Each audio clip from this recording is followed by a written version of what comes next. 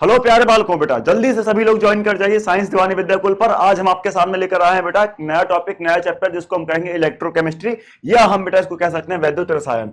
ये आपके class 12th में आपके पास दूसरा चैप्टर विलियन के ठीक बाद आता है और नीट के आपके एग्जाम में बहुत ज्यादा महत्वपूर्ण बन जाता है। और यहाँ आपके पास बेटा जितने भी कॉन्सेप्ट है, स्टार्टिंग में तो बेटा हम बात करेंगे आपके पास जो आपके पास इलेक्ट्रोकेमिकल सेल है, जिसको आप अलग अलग नाम से जानते हो, वोल्टेक सेल भी बोलते हो आप। और इस वोल्टेक के एक आपके पास एग्जाम्पल भी बनता है डैनियल सेल। इसका क्या उपयोग है, कैसे बनाया जाता है, हम इसको बेटा कैसे समझेंगे, और इनके अंदर कौन कौन से इलेक्ट्रोड पाए जाते हैं। सॉल्ट ब्रिज क्या होता है, नमक का पुल जिसे आप कहा करते हो बेटा, वो किसका नमक का पुल बना होता है, ठीक है। और ठीक इसके बाद हम ये भी समझेंगे आपके पास कि यहां पर इस वैद्युत रसायन को क्यों पढ़ाया जा रहा है, ये क्यों आपके लिए इतना महत्वपूर्ण है। तो सेशन को जल्दी से शुरुआत करने वाले हैं हम, बिना देर किए सभी लोग बेटा जल्दी जल्दी सभी लोग बेटा ज्वाइन कर जाइए और सेशन को शेयर भी कर दिए, ताकि बेटा आपके जो दोस्त लोग हैं सभी लोग ज्वाइन कर जाएंगे तो सेशन को एक साथ हम स्टार्ट कर सकेंगे बेटा, ठीक है। चलिए, समय एकदम हो चुका है बेटा। सभी को गुड इवनिंग, गुड इवनिंग बालक, सभी को गुड इवनिंग। जल्दी जल्दी सभी लोग आइए, good evening, good evening, good afternoon बेटा। सभी लोग जल्दी जल्दी आइए बेटा, सभी लोग जल्दी जल्दी आइए, गुड इवनिंग, हाय बच्चे। चलिए अब हम शुरुआत करते हैं आपके पास इलेक्ट्रोकेमिस्ट्री के बारे में। जो आपके पास इलेक्ट्रोकेमिस्ट्री बेटा दो शब्दों से मिलकर बना है। अब देखिए यहाँ बेटा आपके पास इलेक्ट्रो का बेटा मतलब आपके पास ये दिखाया जा रहा है कि यहाँ पर आपके पास वैद्युत यानी इलेक्ट्रिसिटी, और केमिस्ट्री का बेटा मतलब आपके पास ये दिखाया जा रहा है रसायन। देखो बेटा क्लास 10th में, क्लास 11th में, क्लास 12th में आपने पढ़ा होगा कि जब कोई आपके पास अभिक्रिया होती है जिसको आप थर्मल डिकम्पोजिशन के नाम से जानते हो या डिकम्पोजिशन रिएक्शन के नाम से जानते हो बेटा, उस डिकम्पोजिशन रिएक्शन को तीन हिस्सों में तोड़ा जाता है। अब वो तीन हिस्सों में कैसे तोड़ा जाता है बेटा, पहले हम उसके बारे में बताते हैं और ये बताएंगे आपके पास कि ये जो एग्जांपल आपको दिखाया जा रहा है वो आपके पास ये जो चैप्टर दिखाया जा रहा है वो कौन से हिस्से का चैप्टर आपको पढ़ना है। देखिएगा बेटा कि अगर हम बात करेंगे आपके पास कि आपके पास जो डिकम्पोजिशन रिएक्शन होता है, मैं लिख दे रहा हूं बेटा यहां पर आपके पास जो आपके पास डिकम्पोजिशन रिएक्शन होता है, इस डिकम्पोजिशन रिएक्शन को आपके पास बेटा तीन हिस्सों में वर्गीकृत किया गया है। अब बेटा वो तीन हिस्से कौन कौन से हैं? सबसे पहला बेटा आपके पास आता है जिसको आप कहते हो बेटा थर्मल डिकम्पोजिशन। इसको बेटा आप क्या बोलेंगे, इसको आप कहेंगे थर्मल डिकम्पोजिशन। इसको हम कहते हैं बेटा थर्मल डिकम्पोजिशन के नाम से जानते हैं। क्या होता है इसके बारे में अभी हम बात करते हैं, ठीक है। दूसरा आपके पास बेटा क्या आता है, तो आप कहेंगे सर दूसरा हमारे पास आता है जिसको हम लोग कहते हैं बेटा इलेक्ट्रोलाइटिक, या बेटा कह सकते हैं इलेक्ट्रोलिसिस, इलेक्ट्रोलाइटिक डिकम्पोजिशन। इसको बेटा हम बोलते हैं इलेक्ट्रोलाइटिक डिकम्पोजिशन। और तीसरा आपके पास बेटा होता है, उसको भी मैं एग्जांपल के बेटा तौर पे देता हूं आपके पास।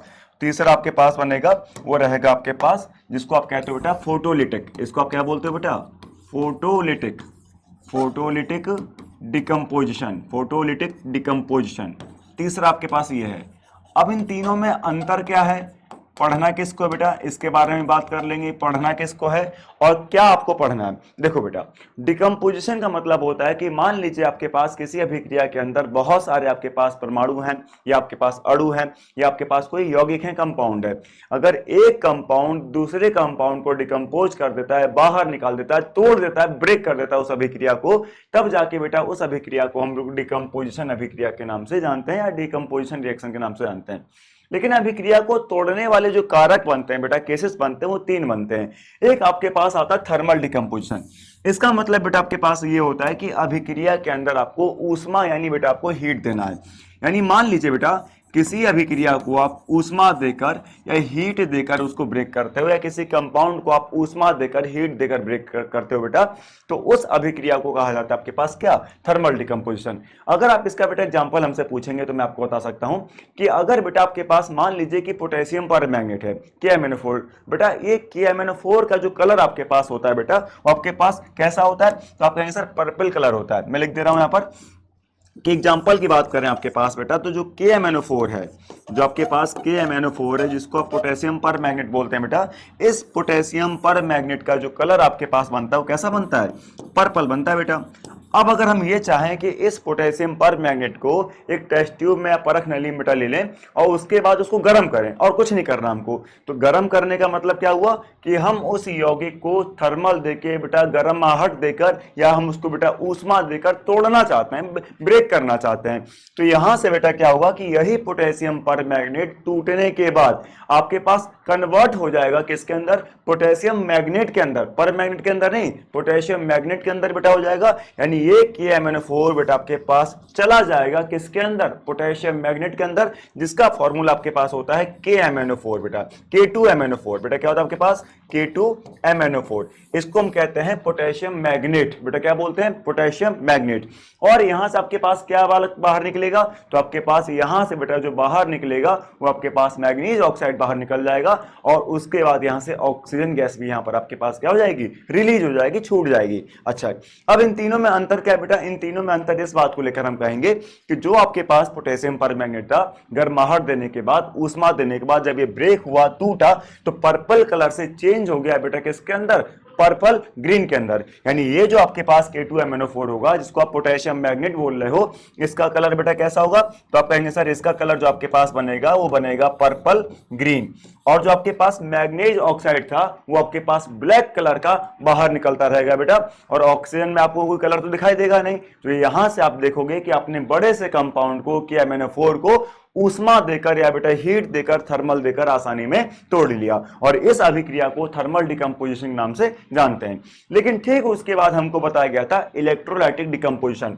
इस इलेक्ट्रोलाइटिक डिकम्पोजिशन का मतलब होता है कि आपके अंदर कोई यौगिक है, आपके पास कोई यौगिक है, उस यौगिक को आप विद्युत धारा से या इलेक्ट्रिसिटी से जब आप ब्रेक करते हो छोटे छोटे कंपाउंडों के अंदर या छोटे छोटे एटम्स के अंदर या मॉलिक्यूल्स के अंदर, तो उस अभिक्रिया को या उस प्रोसेस को बेटा हम कहा करते हैं आपके पास इलेक्ट्रोलाइटिक डिकम्पोजिशन रिएक्शन। अब कैसे, मान लो बेटा आपके पास यहां पे दिया गया 2NaCl, बेटा आपके पास क्या दिया गया, 2NaCl, यानी सोडियम क्लोराइड के दो मॉलिक्यूल दिए गए। जब यहां पर बेटा आपने इलेक्ट्रोलिसिस करा है तो आपके पास क्या बनेगा, तो आप कहेंगे सर यहां बनेगा आपके पास 2Na प्लस Cl2, यही तो बनेगा आपके पास 2Na प्लस Cl2। इसका मतलब क्या हुआ, इसका मतलब ये हुआ कि आपने सोडियम क्लोराइड को इलेक्ट्रोलाइटिस के बेटा हेल्प से, इलेक्ट्रोलिसिस के हेल्प से ब्रेक करके आपने उसको बेटा छोटे छोटे कंपाउंडों में ब्रेक कर लिया, छोटे छोटे बेटा आइटमों में बना लिया, कोई दिक्कत तो नहीं, ठीक है। और तीसरी बात आपके पास क्या रखा है, फोटोलिटिक डिकम्पोजिशन। इसका मतलब ये होता है बेटा कि सूर्य की किरणों से, यूवी रेस से हम अगर ये कहें कि अपने कंपाउंड को ब्रेक कर लेते हैं, तोड़ लेते हैं बेटा, तो आपके पास वो क्या बताएगा, आपके पास बताएगा फोटोलिटिक डिकम्पोजिशन रिएक्शन। अब इसका बेटा एक एग्जांपल मैं आपको देता हूं। देखो आपके पास बेटा एक होता है सिल्वर क्लोराइड, आपने सुना होगा AgCl। अगर इस AgCl को बेटा हम यूवी लाइट से पास करा दें, अल्ट्रावायलेट बेटा लाइट से पास करा दें, तो आपके पास सिल्वर अलग, क्लोराइड अलग हो जाएगा। अब आपके पास यही सिल्वर क्लोराइड बेटा जो व्हाइट प्रेसिपिटेट के फॉर्म में था, व्हाइट रंग का था, अब अलग होने के बाद बेटा आपके पास ग्रे कलर का दिखाई देगा। इसका मतलब ये हुआ कि इसका मतलब कि यहां से आपके पास क्लोरीन क्या निकल गया, बाहर निकल गया। तो बेटा इस अभिक्रिया को हम कहा करते हैं फोटोलिटिक डिकम्पोजिशन। ये तो बेटा ये बात हो गई। लेकिन जो क्लास 12th में टारगेट किया गया है वो बेटा आपके पास यही टारगेट किया गया है, इलेक्ट्रोलिटिक को या इलेक्ट्रोलिसिस को, और इसी के आधार पर आपका चैप्टर बनाया गया बेटा इलेक्ट्रोकेमिस्ट्री और वैद्युत रसायन, कि यहां आपके पास जो मेटल होंगे उस मेटल को या धातु को बेटा हमने एक विलियन के अंदर सॉल्यूशन के अंदर डिप करके रखा होगा, फिर उसको सॉल्ट ब्रिज से बांधा होगा, यानी नमक के पुल से बेटा साधा होगा। देन उसके बाद हम जब बिजली पास कराएंगे, ये यहां से बेटा हम देखेंगे आपके पास करंट का फ्लो होता दिखाई देगा हमको। तो कहने का मतलब बेटा कि आपके पास क्या है, कहने का मतलब ये है कि हम पूरी तरीके से अपने पास इलेक्ट्रिसिटी को और केमिस्ट्री को कंबाइन करके पढ़ेंगे, तो आपके पास जो टॉपिक बन जाएगा वो बन जाएगा इलेक्ट्रोकेमिस्ट्री। बेटा जब तक अभी हमने इतनी बातें की बेटा, ये सब केवल आपके पास टॉपिक का इंट्रोडक्शन था। अब चलते हैं हम लोग अपने टॉपिक के अंदर।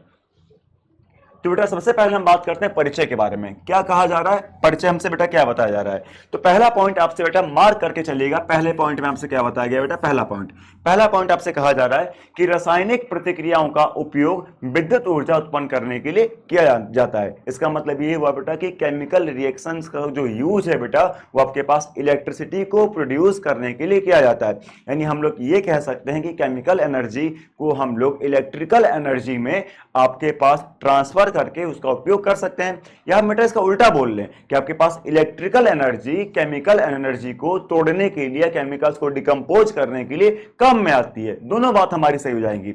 मैं फिर से रिपीट करूंगा कि जो हमारी केमिकल एनर्जी है बेटा, केमिकल एनर्जी हम उसको कन्वर्ट कर सकते हैं, परिवर्तित कर सकते हैं किसके अंदर, इलेक्ट्रिकल एनर्जी के अंदर, और उसका उपयोग कर सकते हैं।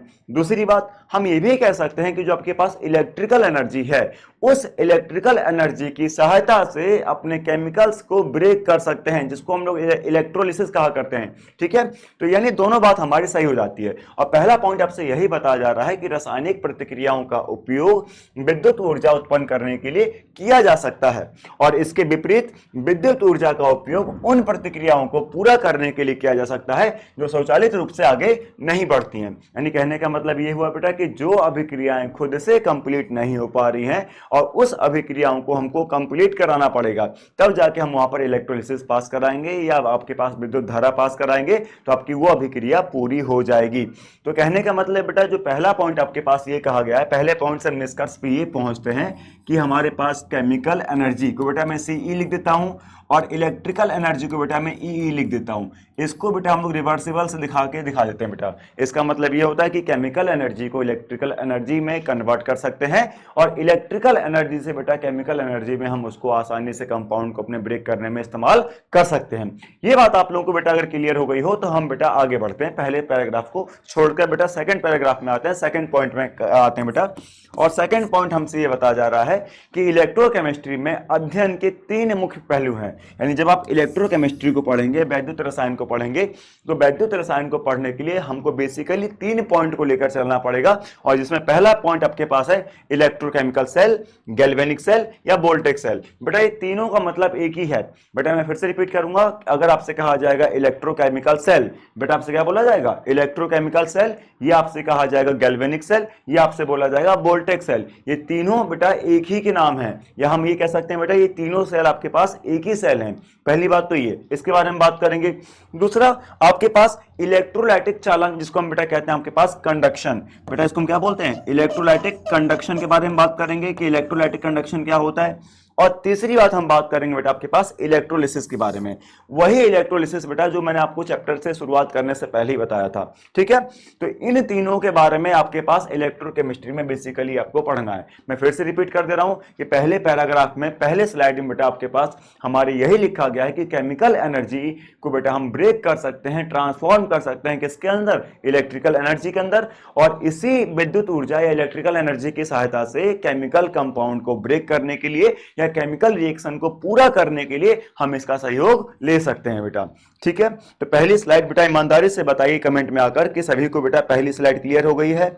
पहली स्लाइड बेटा अगर क्लियर हो गई हो तो जल्दी से बेटा कमेंट करके बताइए क्या सभी को पहली स्लाइड हमारी क्लियर है। ईमानदारी से बेटा सभी को बेटा पहली स्लाइड क्लियर हो गई बेटा, जल्दी से कमेंट करके बताइए।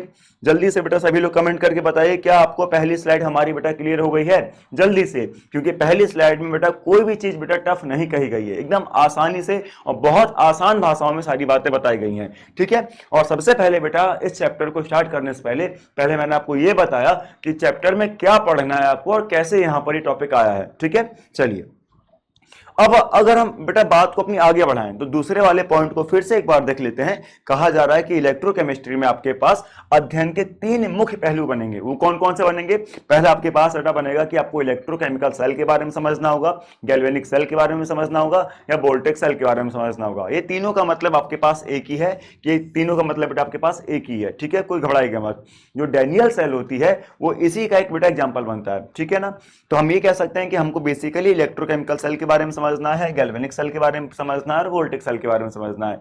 और जब इसको हम समझ लेंगे तो बेटा बात को आगे बढ़ाते हुए हमको इलेक्ट्रोलाइटिक कंडक्शन के बारे में पढ़ना है कि क्या होता है इलेक्ट्रोलाइटिक कंडक्शन, और तीसरी बात इलेक्ट्रोलिसिस की प्रोसेस क्या होती है, प्रक्रिया क्या होती है। ये तीनों बातों को समझ के अगर हम समझ गए बेटा तो हमारे टॉपिक आपका पास कवर हो जाएगा। ठीक है, चलिए तो आज हम बात करने वाले हैं आपके पास इलेक्ट्रोकेमिकल सेल के बारे में, गैल्वेनिक सेल के बारे में, वोल्टेक सेल के बारे में और डैनियल सेल के बारे में। चलिए अब बेटा आगे बढ़ते हैं थोड़ा सा। अब सुनो बेटा इलेक्ट्रोकेमिस्ट्री का महत्व क्या होता है, इसके बारे में थोड़ा सा आपको बेटा ब्रीफ कर दें कि क्या आपके पास ये इलेक्ट्रोकेमिस्ट्री का महत्व क्या होता है। ये हमारा बेटा आज का तीसरा पॉइंट है। अब यहां मैं आपको बताऊं कि बेटा इलेक्ट्रोकेमिस्ट्री के महत्व क्या है। तो अगर मैं आपसे कहूं कि जैसे आपके पास सोडियम धातु हुआ, मैग्नीशियम हुआ, कैल्शियम, एल्युमिनियम आदि अनेक धातुओं का व्यवसायिक उत्पादन विद्युत रासायनिक विधियों द्वारा किया जाता है बेटा। यानी कहने का मतलब क्या हुआ बेटा, कहने का मतलब ये हुआ कि जो सोडियम धातु है, मैग्नीशियम है, आपके पास कैल्शियम है और एल्युमिनियम है, ऐसी और भी बहुत सारी धातुएं, इनका उत्पादन करने के लिए व्यवसायिक तौर पर बेटा हमको इलेक्ट्रोकेमिस्ट्री की हेल्प पड़ती है। क्योंकि केमिकल कंपाउंड बेटा बहुत मजबूत होते हैं, छूटते नहीं है। तो हम लोग जैसे बिजली पास कराते हैं बेटा, जैसे विद्युत धारा वहां प्रभाव कराते हैं, तो वहां से आपके पास धातु अलग हो जाते हैं और बाद बाकी बेटा जो आपके पास अदर मटेरियल है वो पूरा पूरा हमारा अलग निकल जाता है। और यहां से हम अपने धातुओं को कलेक्ट कर लेते हैं। और हम ये भी कह सकते हैं कि एक सेपरेशन मेथड भी हम इसको इलेक्ट्रोकेमिस्ट्री के रूप में ले सकते हैं। ठीक है, तो हमने क्या कहा बेटा कि सोडियम, मैग्नीशियम, कैल्शियम, एल्युमिनियम आदि अनेक धातुओं का व्यवसायिक उत्पादन विद्युत रासायनिक विधियों द्वारा किया जा सकता है। पहली बात तो हमको ही निकल के आई। दूसरी बात, सोडियम हाइड्रोक्साइड हो गया, क्लोरीन हो गया, फ्लोरीन हो गया आदि जैसी कई रसायनों का व्यवसायिक उत्पादन विद्युत रासायनिक विधियों के द्वारा किया जाता है। यानी सोडियम हाइड्रोक्साइड को, क्लोरीन को, फ्लोरीन को, ऐसे बहुत सारे बेटा केमिकल कंपाउंड्स को हम लोग बेटा आपके पास इलेक्ट्रोकेमिस्ट्री से प्रोड्यूस कर सकते हैं, बना सकते हैं। ठीक है, इसकी हेल्प से। और तीसरी बात आपके पास ये कहा गया बेटा कि बैटरियां और ईंधन सेल, जिसको बेटा हम लोग कहते हैं फ्यूल सेल। बेटा बैटरी का मतलब तो आप समझ ही रहे बेटा, बैटरी का मतलब क्या होता है, ग्रुप ऑफ सेल। जहां आपके पास बहुत सारी बेटा सेलें कंबाइन हो जाती हैं, उसको हम लोग बोलते हैं बैटरी। अब सुनिए बेटा, अब बच्चों को डाउट होता है कि सर सेल में और बैटरी में क्या डिफरेंस है। तो आप इतना बताइएगा कि जो आपके पास कॉम्बिनेशन ऑफ सेल होता है, यानी जो आपके पास बहुत सारी सेल होती हैं बेटा, उन सेल का सारा पोटेंशियल जोड़ दिया जाए तो बेटा वो आपके पास बताया जाता है बैटरी को। ठीक है, तो यहां पर ये कहा जा रहा है कि बैटरियां और आपके पास ईंधन सेल, जिसको आप कहते हो बेटा फ्यूल सेल, इसको आप क्या बोलते हो बेटा, फ्यूल सेल, रासायनिक ऊर्जा को विद्युत ऊर्जा में परिवर्तित करते हैं। ये बात मैंने आपको स्टार्टिंग बताया था कि जो आपकी बैटरी होती है, ईंधन सेल होता है बेटा, या हम ये कह सकते हैं कि जो हमारे घर में बैटरी लगी होती है ना, आपने देखा होगा बेटा। अब बेटा बैटरी का मतलब वो नहीं जो आप बॉक्स के ऊपर देखा करते हो, छोटा सा रहता है, वो हमारा बेटा इन्वर्टर होता है। इन्वर्टर काम अलग है, बैटरी काम अलग है बेटा। बैटरी काम ये है कि केमिकल एनर्जी को ट्रांसफॉर्म करता है, वो किसके अंदर, इलेक्ट्रिकल एनर्जी के अंदर। और जो आपके पास जो आपका इन्वर्टर लगा है, उसको बेटा साइंस की भाषा में कन्वर्टर हम कह सकते हैं बेटा। कन्वर्टर का मतलब होता है कि वो एसी करंट को डीसी में चेंज करता है और डीसी करंट को आपके पास एसी में चेंज करता है। यानी कहने का मतलब मेरा ये हुआ कि जो आपके पास आपका रूम है बेटा, या आपके घर में जो होम में सप्लाई आती है बिजली की, वो एसी करंट में आती है, अल्टरनेटिंग करंट में आती है।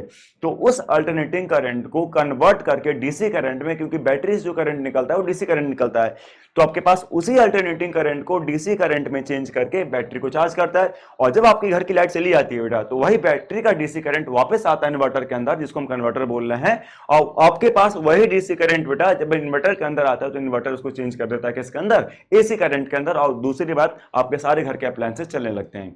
जो आपका पंखा हुआ, कूलर हुआ, ये सारे बेटा आपके पास एसी करंट से ही रन करते हैं, डीसी से रन नहीं करेंगे। पहली बात तो ये। तो कहने का मतलब क्या हुआ बेटा कि जो बैटरी आपकी होती है, उस बैटरी के अंदर ऑब्वियस सी बात केमिकल भरे हुए हैं, तो और उनके अंदर आपके पास बहुत सारी मेटल की इलेक्ट्रोड्स लगी होती हैं। तो वही इलेक्ट्रोड्स बेटा उस केमिकल की हेल्प से अपने अंदर के आयंस को ब्रेक कर रहे होते हैं, और एक जगह पर ऑक्सीडेशन और दूसरी जगह पे बेटा आपके पास रिडक्शन, यानी आपके पास एक जगह बेटा ऑक्सीकरण और दूसरी जगह बेटा अपचयन को अपनाते हैं, जिसको हम कह सकते हैं बेटा रिडॉक्स प्रक्रिया को ये लोग फॉलो करते हैं। और यहां से हमारे पास बिजली फ्लो होना शुरू होती है। तो ये भी कहा जा सकता है कि आपके पास बैटरियां जो होती हैं और जो फ्यूल सेल बेटा होते हैं, ये केमिकल एनर्जी को इलेक्ट्रिकल एनर्जी में परिवर्तित कर लेते हैं, और इनका उपयोग विभिन्न उपकरणों और यंत्रों में वाला किया जाता है। ठीक है, और अंतिम बेटा पॉइंट आपसे लिखा गया है कि इलेक्ट्रोकेमिकल तरीकों से की जाने वाली प्रतिक्रियाएं ऊर्जा कुशल, कम प्रदूषणकारी और पर्यावरण अनुकूल होती है। सही बात है बेटा, ये एकदम ही सही बात है। अब सुनो बेटा, जो आपके पास आजकल जितनी भी कारें आ रही हैं बेटा, वो ईवी में आ रही हैं। ईवी का मतलब होता है इलेक्ट्रॉनिक व्हीकल। तो इसका मतलब जैसे आपने सुना होगा बेटा, ई रिक्शा सुना होगा, ठीक है, ई बाइक सुना होगा, ओला की ई बाइक आती है बेटा, और भी कई कंपनियों की बेटा ई बाइकें आती हैं। ई बाइक मतलब इलेक्ट्रॉनिक बाइक आती है बेटा। तो उसके अंदर कौन सा फ्यूल पड़ता है, कोई फ्यूल ही नहीं पड़ता है। वहां पे आपके पास लिथियम की बैटरी होंगी, और उन बैटरी को चार्ज करो, आराम से हम जानते हैं बेटा कि यहाँ पर फ्यूल का सेविंग होगा, इको फ्रेंडली भी है, नेचर भी कम पॉल्यूटेड होगा, या हम ये कह सकते हैं कि नेचर पॉल्यूटेड होगा ही नहीं। अगर सारी कारें हमारी, ये सारी बेटा बैटरी हमारी ईवी से चल रही हैं, इलेक्ट्रॉनिक व्हीकल्स चल रही हैं, खाली चार्जिंग चल रही हैं, तो यहाँ पर हमको दिक्कत क्या बात की है? हमारा तो फ्यूल सेव हो रहा है ना। और दूसरी बात क्या है कि आपके पास फ्यूल सेव होना छोड़िए, एक बार फ्यूल खत्म हो जाए मैटर नहीं करता, लेकिन आपका एक बार एनवायरमेंट खत्म हो जाएगा, आपका बेटा जो वातावरण है वो खत्म हो जाएगा, प्रदूषित हो जाएगा, तो हमारे लिए बहुत मैटर कर जाता है। अब सिंपल सी बात है, जहां पे हम रह रहे हैं और जहां पे हम सांस ले रहे हैं वही अगर जहरीला बन जाएगा तो जी कैसे पाएंगे? सबसे बड़ा टास्क तो ये है। और हमारी छोड़ो, जो हम पे डिपेंडेंट है और या हम जिन पे डिपेंडेंट है वो भी तो नहीं जी पाएंगे। अगर हम ये कहें बेटा कि पेड़ पौधों को सबको बेटा मार डालो और इंसान जीवित रह लेगा, तो रह ही नहीं पाएगा, क्योंकि इंसान भी पेड़ पौधों के ऊपर डिपेंडेंट है और पेड़ पौधे भी हमारे ऊपर डिपेंडेंट है। अगर हम खुद ही गिरने लगे, मरने लगे, या हम कह सकते हैं बेटा अपने आप को हमने दूषित कर लिया या उस वातावरण में रख लिया अपने आप को बेटा कि जो खुद से वातावरण मैला कुचैला सा है, तो बेटा वो पेड़ पौधे भी नहीं जी पाएंगे। भाई उनकी केयरिंग कौन करेगा, उनको कौन देखेगा? और रही बात बेटा, ये दोनों एक दूसरे पे डिपेंड है, तो दोनों का कर्तव्य बनता है। वो तो अपना कर्तव्य तो निभा रहे हैं बेटा, वो हमको पर्याप्त मात्रा में ऑक्सीजन दे रहे हैं और CO2 को गेन कर रहे हैं। यानी कहने का मतलब ये हुआ कि वो हमको ऑक्सीजन की सप्लाई पेड़ पौधे तो पर्याप्त मात्रा में दे रहे हैं, लेकिन हम क्या करें उनके साथ कि उनको काट दे रहे हैं, काट के सब जगह डिफॉरेस्टेशन कह रहे हैं। डिफॉरेस्टेशन का मतलब होता है कि पूरा पूरा बेटा सब जगह पेड़ पौधे उखाड़ के रख दिए। अब बेटा वहां पे एकदम क्या हो रहा है, ग्लोबल वार्मिंग बढ़ रही है, जिसकी वजह से गर्मी चरम सीमा पे जा रही है। तो ये सारी चीजें हम लोग की गई हैं, सारी चीजें हम लोग की बनाई गई हैं, और हम लोग एक्सपेक्ट करते हैं कि नेचर हमारा अच्छा हो। ये कहां से अच्छा होगा? प्लास्टिक, पॉलीथीन या दुनिया भर की सारी चीजें उसको बर्बाद करके रखा है हमने। हर जगह बेटा अपने पास एनवायरनमेंट को पॉल्यूट करके रखा है, तो और ये एक्सपेक्ट करते हैं कि एनवायरनमेंट आपका अच्छा हो। ये हो ही नहीं सकता। अब कोई सरकार या कोई आपकी कम्युनिटी या कोई आपका ग्रुप वो इसका जिम्मेदारी नहीं लेगा। जिम्मेदारी हम लोग को, आप लोग को लेना है। अगर मान लीजिए कि एक घर में 5 लोग हैं और 5 लोगों में से कोई एक लोग प्लास्टिक का यूज नहीं करता, तो बाकी 4 देखेंगे उसको। और मैं ये भी नहीं कह रहा हूं कि अगले दिन से उसका यूज करना बंद कर देंगे। हाँ, एक दिन देखेंगे, 2 दिन देखेंगे, 10 दिन देखेंगे, जब बार-बार दिन आएगा तो उनको लगेगा कि यार वो नहीं यूज कर रहा तो मुझे भी नहीं यूज करना चाहिए, और चेंजेस यहाँ पे अप्लाई हो जाएगा और आराम से बेटा चेंज आने लगेगा। तो वही बात आपको यहाँ पे समझाई गई है कि आपके पास जो जितने भी इलेक्ट्रोकेमिकल सेल हैं बेटा, जो बच्चे IIT वगैरह में पढ़ते हैं, उन्होंने शोधों से, अपने रिसर्च से ये पाया कि हम लोग जो फ्यूल इस्तेमाल करते हैं, तो फ्यूल के इस्तेमाल करने में कोई दिक्कत नहीं है। बस दिक्कत 2-3 चीजों की है। एक तो कॉस्टली, पहली बात कॉस्टली मतलब क्या है कि पेट्रोल लेने जाओ 100 रुपए से उनका पेट्रोल नहीं मिलेगा, 96 कुछ रुपए का पेट्रोल आ रहा है। पावर पेट्रोल लोगे 100 रुपए से ऊपर ही का मिलेगा। और उसके बाद वो पेट्रोल तो चलो हमने फ्यूल ले लिया, अब उसको जब आप बर्निंग करने के लिए गाड़ी के टैंक में डालोगे, या बेटा उसको जब कंबशन कराओगे, दहन कराओगे, दहन होने के बाद अगर आपकी बाइक अच्छी है, नई है, तो वहां पे दहन पूर्ण होगा। लेकिन जब पूर्ण दहन होगा तो फिर भी तो बेटा आपके पास CO2 बाहर निकलेगा साइलेंसर से।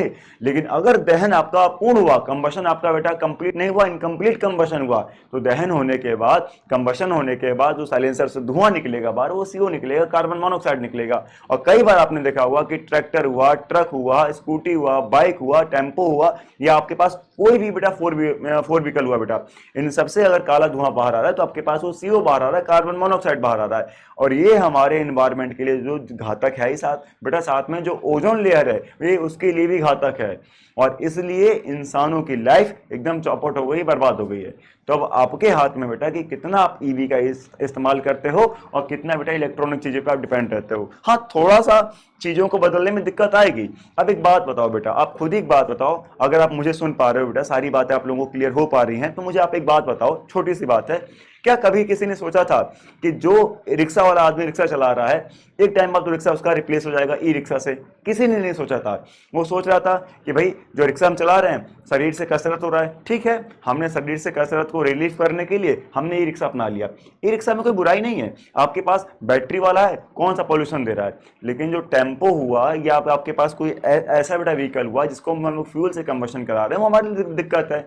अब कहेंगे सर, कुछ बच्चे कहेंगे जो बुद्धिजीवी है, कहेंगे बेटा कि सर CNG क्यों नहीं चला ले रहे हम लोग। अरे CNG भी तो हमारे पास लिमिटेड है, जितनी भी हमारे पास नेचुरल गैसेस हैं वो भी तो लिमिटेड है, अनलिमिटेड कहाँ है बेटा। तो CNG भी हमारे पास लिमिटेड है। अब कहेंगे बच्चे कि सर हम लोग तो गाय के गोबर से मीथेन गैस निकलती है, उसी से तो CNG बना लेते हैं, तो हम लोग गाय के गोबर को अपने पास, जिसको काऊ डंग केक बोलते हैं, उसी को स्टोर करते रहे, CNG बनाते रहे।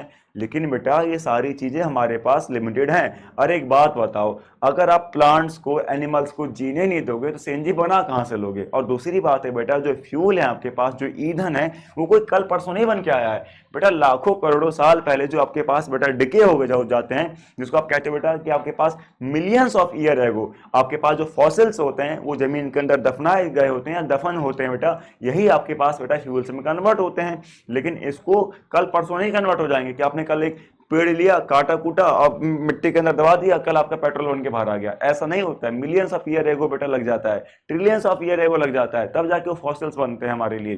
तो इसके लिए बहुत समय लग जाता है, ठीक है, लेकिन वो हमारे पास लिमिटेड अमाउंट में है और हम चाहें उसका एक बार में यूज कर लें, चाहे बेटा उसको आप आने वाली जनरेशन को बचा के रखें और उसको बेटा आने वाली जनरेशन को भी हम देकर जाएं।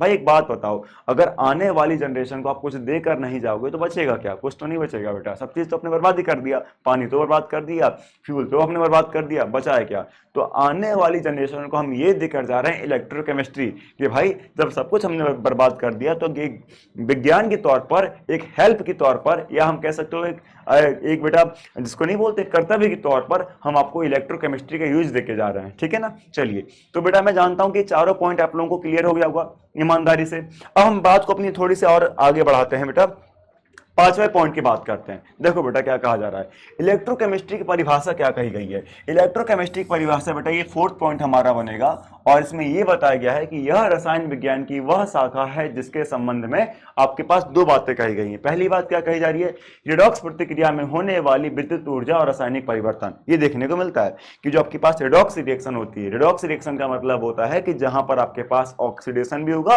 और रिडक्शन भी होगा। ऑक्सीडेशन का मतलब होता है कि आपके पास ऑक्सीजन का जुड़ना और हाइड्रोजन का बाहर निकलना, और रिडक्शन का मतलब ठीक है इसका उल्टा कि हाइड्रोजन का जुड़ना और ऑक्सीजन का बाहर निकलना। या हम दूसरी भाषा में ये कह लें कि जहां से इलेक्ट्रॉन छूटते हैं उसे हम ऑक्सीडेशन कहते हैं, और जहां से इलेक्ट्रॉन जोड़े जाते हैं, मतलब जिस पर आपके पास इलेक्ट्रॉन जोड़े जाते हैं, वो हमारे रिडक्शन को बताते हैं, ठीक है ना। अब सुनिए, तो हमने क्या बोला कि रिडॉक्स प्रतिक्रिया में होने वाली विद्युत ऊर्जा और रासायनिक ऊर्जा का परिवर्तन देखने को मिलता है किसके अंदर, इलेक्ट्रोकेमिस्ट्री के अंदर। और दूसरी बात, रिडॉक्स प्रतिक्रिया से उत्पन्न रासायनिक ऊर्जा का विद्युत ऊर्जा में रूपांतरण भी देखने को मिल जाता है। यानी कहने का मतलब आपके पास ये हुआ कि जो बेटा आपके पास विद्युत ऊर्जा है ना, जो इलेक्ट्रिकल एनर्जी है ना, पहले उस केमिकल को ब्रेक करेगी, और जब केमिकल को ब्रेक कर देगी, तोड़ देगी, तो वही केमिकल एनर्जी को दोबारा से हम परिवर्तित कर लेंगे किसके अंदर, इलेक्ट्रिकल एनर्जी के अंदर। और ये पूरी प्रक्रिया हमारे पास रिडॉक्स के अंदर ही होती है, और ये हमारे पास इलेक्ट्रोकेमिस्ट्री की परिभाषा बता देती है बेटा, ठीक है। इतनी बात सबको क्लियर है बेटा। मैं बात को अपनी बेटा बहुत बेसिक से लेकर चल रहा हूं ताकि आपको कोई भी डाउट ना आए, ठीक है ना। और कमेंट पे कम ध्यान दीजिएगा, कमेंट पे जब हम कहें तब कमेंट पे रिप्लाई करिएगा, और उसके पहले तक आप एक काम करिएगा कि जितनी बात आपको कही जा रही है, बताई जा रही है, उसको पहले ध्यान से समझिए, सुनिए, देन उसके बाद आगे बढ़िए, ठीक है ना। चलिए अब बात को बेटा आगे बढ़ाते हैं। इसमें कोई टफ बात नहीं थी, बस इतनी सी बात बताई गई है कि रिडॉक्स प्रतिक्रिया के अंदर हमको ऑक्सीडेशन देखने को मिलता है और आपके पास रिडक्शन देखने को मिलता है। जो ऑक्सीडेशन होता है इसका मतलब ये होता है कि ऑक्सीजन का जुड़ना होता है, हाइड्रोजन को बाहर निकलना होता है, और जो आपके पास रिडक्शन होता है इसका मतलब होता है कि आपके पास हाइड्रोजन जुड़ेगा और ऑक्सीजन बाहर निकलेगा। और यदि हम दूसरी भाषा में कहें तो आप ये बोल सकते हो कि सर जहां से इलेक्ट्रॉन छूटते हैं ना, वो हमारे पास ऑक्सीडेशन दिखाते हैं, और जहां पर इलेक्ट्रॉन जुड़ जाते हैं वो हमारे पास रिडक्शन दिखाते हैं। इसमें कोई भी कंफ्यूजन मत रखिएगा, क्योंकि बच्चों को ऑक्सीडेशन में, ऑक्सीकरण में और रिडक्शन में यानी अपचयन में आपके पास बहुत दिक्कतें आती हैं। वो यही नहीं पहचान पाते हैं कि क्या ऑक्सीडेशन होता है और क्या आपके पास रिडक्शन बनता है, पहली बात। और दूसरी बात बताइए कि जब जहां पर जिस अभिक्रिया के अंदर ये दोनों काम हो रहा होगा, ऑक्सीडेशन भी हो रहा होगा और आपके पास रिडक्शन भी हो रहा होगा, उस अभिक्रिया को हम लोग आपके पास बेटा रिडॉक्स रिएक्शन के नाम से जानते हैं, ठीक है, या रिडॉक्स प्रतिक्रिया के नाम से जानते हैं, की बात है बेटा, ठीक है। अगला बढ़ेंगे बेटा आगे, अगले पॉइंट में आपसे क्या बोला गया देखेंगे बेटा। अगले पॉइंट में आपसे कहा गया बेटा कि आपके पास जो मैंने आपसे कहा था कि इलेक्ट्रोकेमिकल सेल, वोल्टेक्स सेल या गैल्वेनिक सेल के बारे में बात करते हैं, क्या होती है। देखो बेटा ये तीनों आपके पास एक ही है, ये तीनों आपके पास एक ही है, इसमें कोई अंतर नहीं है। अगर आप इलेक्ट्रोकेमिकल सेल बोलते हो, इलेक्ट्रोकेमिकल सेल बोलते हो, तो इलेक्ट्रोकेमिकल सेल ही हमारी बेटा तीनों को डिफाइन कर देगी, जिसका एक ही नाम है बेटा। जैसे एक मान लो कि एक बालक है, उसका घर का नाम चन्नू मुन्नू कुछ भी है बेटा, स्कूल का नाम बेटा रामू सामू कुछ भी है, लेकिन है तो उसी को हम इंडिकेट कर रहे हैं, चन्नू मुन्नू बोल के बेटा इंडिकेट कर दे रहे हैं, या आपके पास बेटा रामू सामू बोल के बेटा इंडिकेट कर दे रहे हैं, ठीक है, या हम उसको बालक बोल के इंडिकेट कर दे रहे हैं। तो कहने का मतलब है तो वही बंदा ना बेटा, अकेला ही बालक है ना, उसी को हम कई नामों से इंडिकेट कर दे रहे हैं। तो ठीक उसी तरीके से जो आपकी सेल है, इलेक्ट्रोकेमिकल सेल है, उसको हम लोग गैल्वेनिक सेल से या वोल्टेक सेल के नाम से जानते हैं। अब इसकी परिभाषा क्या बताती है बेटा हमको, ये पॉइंट नंबर आपका बेटा 5th है। सुनिए बेटा, ये आपके लिए बहुत ज्यादा इंपॉर्टेंट है, क्योंकि नीट में आपके लिए आएगा ही आएगा। क्लास 12th में तो बेटा आपने पढ़ा ही होगा, लेकिन मैं जो बेटा पढ़ाता हूं आपको, मैं दोनों चीज लेकर कवर करके चलता हूं। मैं ये मान चलता हूं कि आपने हो सकता है वो पॉइंट को मिस कर दिया हो, छोड़ दिया हो, तो आपका 11th में भी कवर हो जाएगा, 12th का भी कवर हो जाएगा, और नीट का कवर हो ही जाएगा, क्योंकि दोनों चीज बेटा कंबाइन करके लेके चलते हैं हम।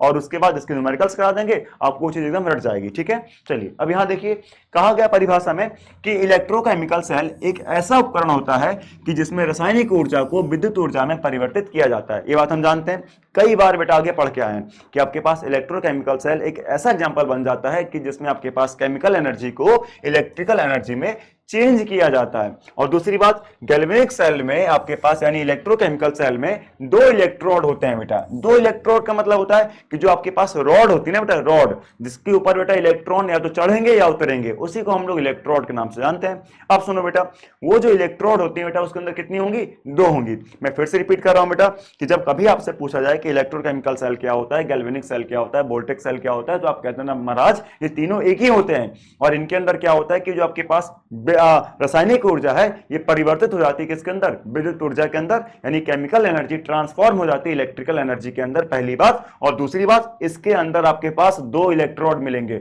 अब वो कहेगा भाई ये इलेक्ट्रोड क्या होता है, तो आप कहना कि इलेक्ट्रोड का मतलब आपके पास मेटल की आपके पास रॉड लगी होती है जिसके ऊपर इलेक्ट्रॉन चढ़ते हैं उतरते हैं, ठीक है, उसी को हम लोग इलेक्ट्रोड के नाम से जानते हैं। अब बात को हम आगे बढ़ाते हैं। अब जिसको बेटा कहा जाए कि जो आपके पास 2 इलेक्ट्रोड है उसको हम लोग बेटा अर्ध सेल कहते हैं, यानी हाफ सेल के नाम से भी जानते हैं। उसी इलेक्ट्रोडों को हम लोग हाफ सेल के भी नाम से आते हैं, यानी एक इलेक्ट्रोड ये रखा हुआ है, एक इलेक्ट्रोड ये रखा हुआ है बेटा। वीडियो को स्किप मत करिएगा, मैं बता रहा हूं बेटा, वीडियो को स्किप मत करिएगा, क्योंकि टॉपिक आपका बहुत अहम चल रहा है अभी इस टाइम पे। तो जो आपके पास हाफ सेल है बेटा, हाफ सेल यहां पर है, हाफ सेल आपके पास यहां है। अगर इन दोनों को हम कंबाइन कर दें बेटा तो आपके पास एक कंप्लीट सेल बन जाएगी, और कंप्लीट सेल से ही बिजली पास होती है और इलेक्ट्रॉन्स का फ्लो होता है। हाफ सेल से वाला कुछ नहीं होगा, ठीक है। और एक इलेक्ट्रोड से अगर अपने सॉल्यूशन में, अपने बिलियन में आपने एक इलेक्ट्रोड को रखा हुआ है तो यहां से बिजली पास नहीं होगी। दोनों सेल को बेटा रहना कंपलसरी है, ठीक है। तो आपने क्या कहा कि जिसको आप 2 इलेक्ट्रोड कहते हैं उसको हम लोग हाफ सेल के भी नाम से जानते हैं। और 2 इलेक्ट्रोड आमतौर पर आपके पास सॉल्ट ब्रिज से या नमक पुल से बेटा जुड़े होते हैं, और ये नमक का पुल बेटा आपके पास KCl का, KNO3 का बना होता है, जनरली अमूमन ऐसा ही होता है, ठीक है। तो हमने क्या बोला कि 2 इलेक्ट्रोडों को जो बिलियन के अंदर डिप होंगे, डूबे हुए होंगे, इनको हमने नमक पुल से जोड़ दिया। और नमक पुल का बेटा मतलब है, सॉल्ट ब्रिज का मतलब है कि आपके पास आपके पास KNO3 और KCl से बालक जुड़े हुए रहते हैं या उनके अंदर भरा हुआ होता है, ठीक है। जब गैल्वेनोमीटर के माध्यम से बेटा 2 इलेक्ट्रोड को धातु की तार से बालक जोड़ा जाता है तो एक इलेक्ट्रोड पर आपके पास ऑक्सीकरण होता है और दूसरे इलेक्ट्रोड पर आपके पास क्या होता है? रिडक्शन देखने को मिलता है बेटा। बेटा एक पे आपके पास क्या होता है? ऑक्सीडेशन होता है, और दूसरे पर आपके पास रिडक्शन देखने को मिलता है, जिसके कारण आपके पास बिजली प्रभावित होने लगती है।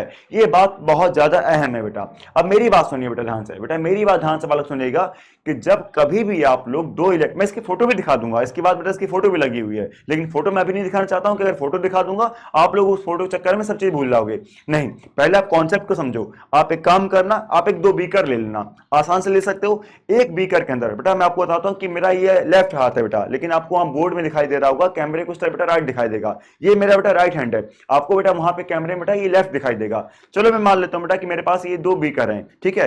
ये जो बेटा मेरा राइट है ना, मेरा राइट है, ये आपको लेफ्ट दिखाई देगा, ठीक है। और जो मेरा ये लेफ्ट है आपको राइट दिखाई देगा। तो मैं एक काम करता हूं कि जो बेटा मैंने मार्कर पेन आपके पास लिया ना ब्लैक रंग का, आप ये समझो कि मैंने बेटा एक इलेक्ट्रोड को अपने हाथ में रखा हुआ है, उस इलेक्ट्रोड का नाम है जिंक, ठीक है बेटा, जो आपके पास मेटल का इलेक्ट्रोड है उसका नाम क्या है बेटा, जिंक है। और इस जिंक इलेक्ट्रोड को मैंने जिंक के सल्फेट में यानी ZnSO4 सॉल्यूशन में डिप किया हुआ है, रखा हुआ है डुबो के, ठीक है। यानी एक बीकर के अंदर मैंने जिंक सल्फेट का सॉल्यूशन भरा हुआ है, उसी के अंदर आपके पास जिंक का इलेक्ट्रोड रखा हुआ है। और दूसरे हाथ में जो मेरे पास बीकर है, इसके अंदर हमने क्या किया, कॉपर के रॉड को रखा हुआ है, ठीक है। और इस कॉपर के रॉड को बेटा जो रखा हुआ है, कॉपर का जो इलेक्ट्रोड है, और इसके अंदर जो सॉल्यूशन है इसका विलयन है वो कॉपर सल्फेट का है। अब आप बात समझ में आ गई बेटा कि दो बीकर, दो इलेक्ट्रोड, दो सॉल्यूशन, एक का सॉल्यूशन जिंक सल्फेट है, दूसरे का सॉल्यूशन आपके पास कॉपर सल्फेट है। और इन दोनों बीकरों को मैंने सॉल्ट ब्रिज से जो यू शेप की ट्यूब होती है बेटा, मैंने बांध दिया इस तरीके से। बेटा यू शेप की जो ट्यूब होती है मैंने इसको बांध दिया। अच्छा, अब इसके बाद मैं क्या करूंगा कि यहां पर पोटेंशियल पास कराने के लिए एक आपके पास मैं वोल्टेज लगा दूंगा, और दूसरा बेटा जो फ्लक्चुएशन होगा उसको नापने के लिए गैल्वेनोमीटर लगा दूंगा। अब होगा क्या कि यहां पर जो जिंक का बेटा रॉड है, यहां से आपके पास इलेक्ट्रॉन टूटेंगे, और मैंने अभी आपसे कहा था कि जहां से इलेक्ट्रॉन, जिस रॉड से इलेक्ट्रॉन टूटेंगे वहां पर हमेशा क्या होगा, तो वहां पर आपके पास हमेशा होगा ऑक्सीडेशन। क्या होगा बेटा, ऑक्सीकरण, कि जिस आपके पास मेटल प्लेट से इलेक्ट्रॉन टूट रहे होंगे तो वहां पर ऑक्सीडेशन होगा, और दूसरे वाले मेटल प्लेट पे जो इलेक्ट्रॉन भरे जाएंगे वहां पर क्या होगा, वहां पर आपके पास होगा रिडक्शन, ठीक है। अब मेरी बात सुनना, यानी जिंक से आपके पास इलेक्ट्रॉन टूटकर कॉपर पे जाएंगे तो जिंक पे हुआ ऑक्सीडेशन और कॉपर पे क्या हुआ, reduction. It means addition of electron, यानी एडिशन ऑफ इलेक्ट्रॉन्स बेटा रिप्रेजेंट करेगा, दर्शाएगा कि यहां पर भैया रिडक्शन हो रहा है। और यहां पर एक बात और आप बेटा और याद रखिएगा, बच्चे गलती करके आ जाते हैं बेटा, कि जो इलेक्ट्रॉन का फ्लो होगा, जो इलेक्ट्रॉन का फ्लो होगा बेटा, इलेक्ट्रॉन का फ्लो बेटा वो एनोड से कैथोड होगा, और जो आपके पास करंट का फ्लो होगा वो कैथोड से एनोड होगा। अब महाराज कहेंगे सर ये एनोड कैथोड क्या आ गया, बेटा जिसको आपने जिंक की रॉड बोली थी, यहां से इलेक्ट्रॉन टूटा था, तो इस इलेक्ट्रोड पे जो चार्ज आएगा वो निगेटिव आएगा, और निगेटिव वाले को हमेशा हम एनोड कहेंगे। क्या बोलेंगे बेटा, एनोड। मैं फिर से रिपीट कर रहा हूं, आई रिपीट अगेन, कि यहां पर आपके पास बीकर था, इस बीकर के अंदर आपने जिंक की रॉड रखी थी, और जिंक की रॉड को आपने जिंक सल्फेट के सॉल्यूशन से डिप किया था, मतलब डुबोया था, और यहां पे बेटा जिंक के मेटल से जो आयंस बाहर निकलेंगे, इलेक्ट्रॉन्स बाहर निकलेंगे, जिसकी वजह से बेटा ध्यान से बेटा सुनिएगा, तो आप कहेंगे सर यहां पे आयंस बाहर निकल रहे, इलेक्ट्रॉन्स बाहर निकल रहे हैं तो पॉजिटिव चार्ज आना चाहिए, लेकिन ऐसा नहीं होगा। मैं फिर से कह रहा हूं कि गैल्वेनिक सेल में ऐसा नहीं होगा जो आप सोच रहे हैं। यहां पर क्या होगा कि जिस इलेक्ट्रोड पे, जिंक का इलेक्ट्रोड पे अगर आपने जिंक सल्फेट के सॉल्यूशन में डिप किया है तो इस पे चार्ज आता है, वो नेगेटिव आता है, और नेगेटिव चार्ज को बेटा हम क्या बोलेंगे, एनोड के नाम से रिप्रेजेंट करेंगे। तो यानी जहां पर ऑक्सीडेशन हुआ वो था एनोड, और जहां पे इलेक्ट्रॉन भरे जाएंगे कॉपर वाले पे वो रहेगा कैथोड। ये बात आप दिमाग में गांठ बांध लीजिएगा, ठीक है। अब बात को हम बेटा आगे बढ़ाते हैं।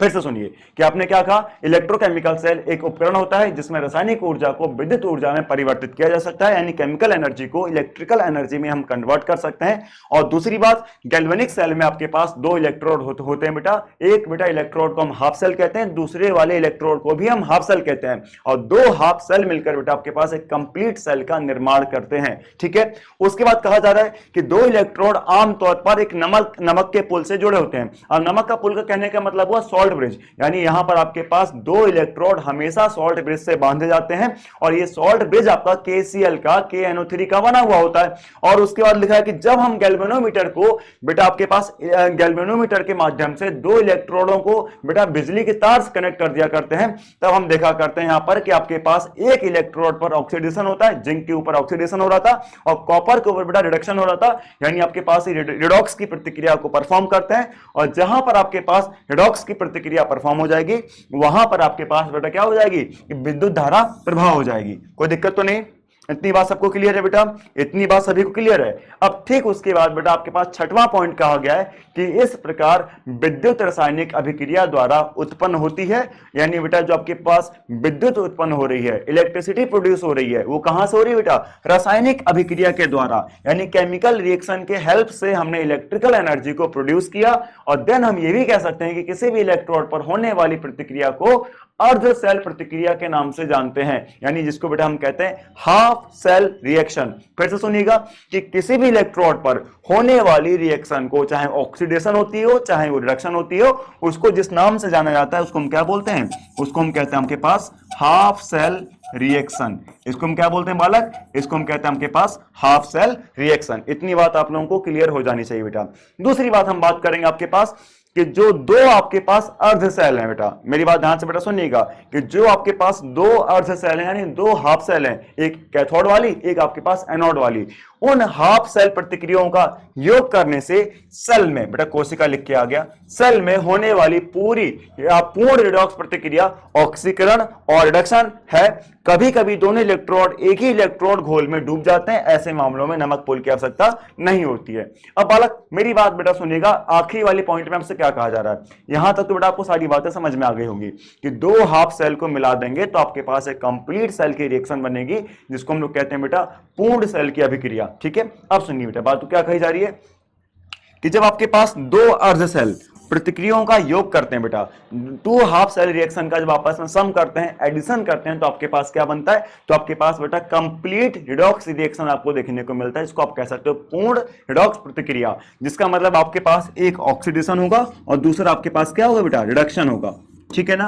और कभी कभी कहा जा रहा है बेटा, कभी कभी क्या होता है कि दोनों इलेक्ट्रोड हमारे एक ही इलेक्ट्रोलाइट घोल में डूबे होते हैं।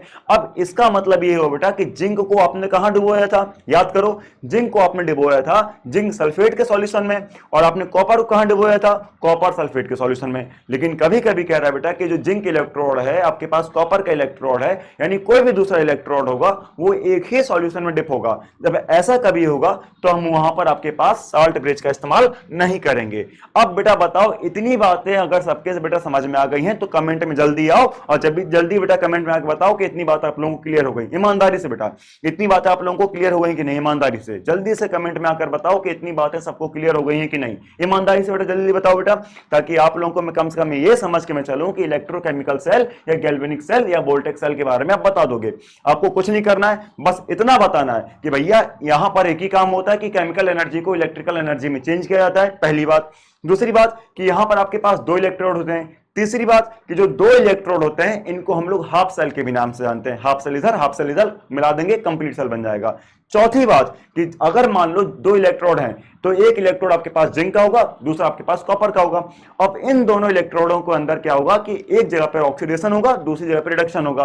और जब ऐसा कुछ होगा तो हम यहां पर इसको सॉल्ट ब्रिज से बांध देंगे। क्यों? क्योंकि जिंक वाली रॉड को हमने जिंक सल्फेट में डुबोया है और कॉपर वाली रॉड को कॉपर सल्फेट में डुबोया है, और जब दोनों को सॉल्ट ब्रिज से बांध देंगे तो यहां पर क्या होगा, विद्युत धारा प्रवाह होगी। और इसीलिए हम ये बोलेंगे आपके पास कि जो आपके पास इलेक्ट्रिकल एनर्जी से पहले केमिकल एनर्जी को ब्रेक किया गया और फिर वहां पर केमिकल एनर्जी से बेटा इलेक्ट्रिकल एनर्जी में ट्रांसफॉर्म किया गया।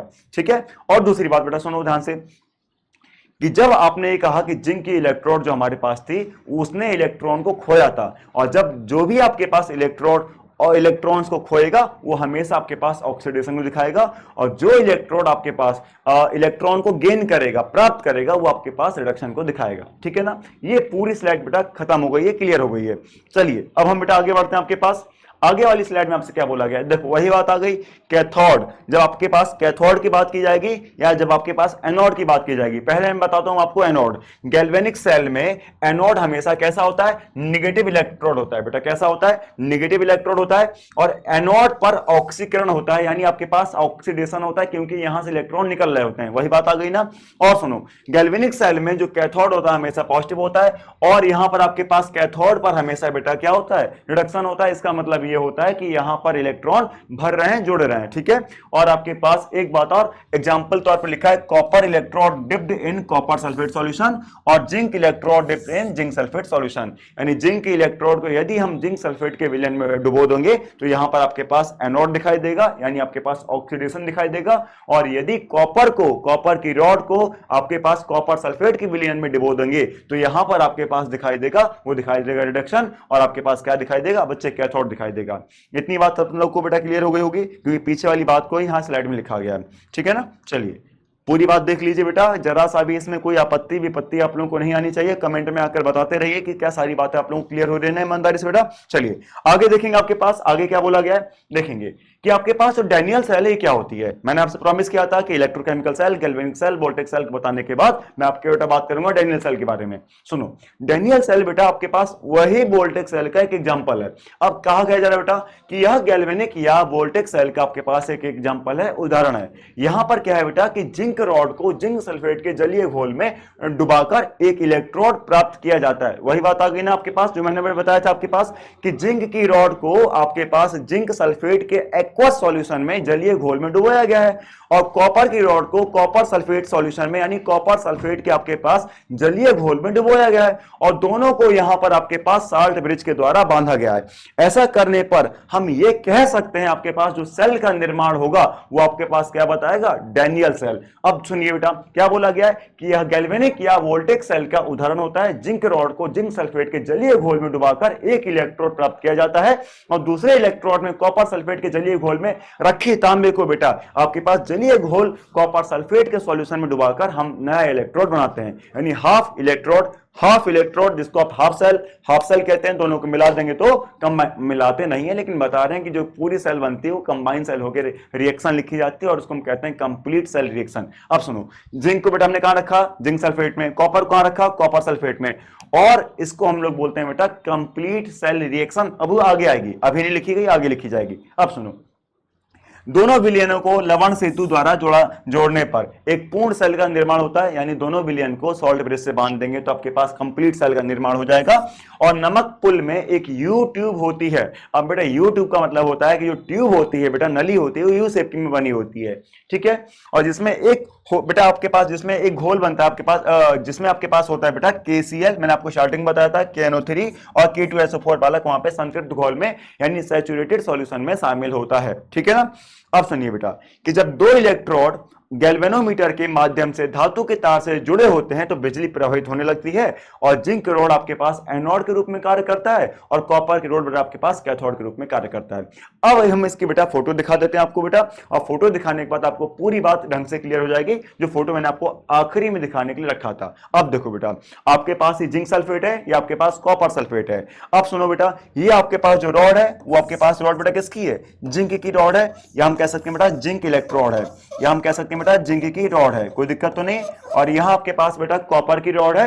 अब सुनो बेटा, जिंक की रॉड पे चार्ज क्या आ रहा है, निगेटिव चार्ज आ रहा है, इसका मतलब यहां पर आपके पास क्या हुआ, ऑक्सीडेशन हुआ है, और ऑक्सीडेशन जहां परफॉर्म होगा तो उसको हम लोग क्या बोलेंगे, उसको हम कहेंगे बेटा एनोड। और आप देखो यहां पर आपके पास जो कैथोड है, यानी जो आपके पास कॉपर की रॉड है, यहां पर आपके पास क्या हुआ है, यहां पर आपके पास चार्ज आ रहा है पॉजिटिव, यानी इसका मतलब यहां पर हुआ रिडक्शन, और जहां पर आपके पास रिडक्शन होता है उसको हम लोग क्या बोलते हैं, कैथोड बोलते हैं। अब दोनों को एक यू ट्यूब शेप में आपके पास साल्ट के ब्रिज के द्वारा, यानी नमक के पुल के द्वारा बांधा गया है, और इस नमक के पुल को बनाने के लिए जिस केमिकल का इस्तेमाल किया गया है वो आपके पास KCl है, और KNO3 भी हम इस्तेमाल कर सकते हैं, K2 आपके पास SO4 भी इस्तेमाल कर सकते हैं बेटा, ठीक है। और दोनों को बेटा गैल्वेनोमीटर से वोल्टमीटर से हमने बांधा है। और एक बात और, जो इलेक्ट्रॉन का फ्लो होगा वो आपके पास एनोड से कैथोड में होगा। जो इलेक्ट्रॉन का बेटा फ्लो होगा वो कहां से होगा, आपके पास होगा एनोड से कैथोड में इलेक्ट्रॉन का फ्लो।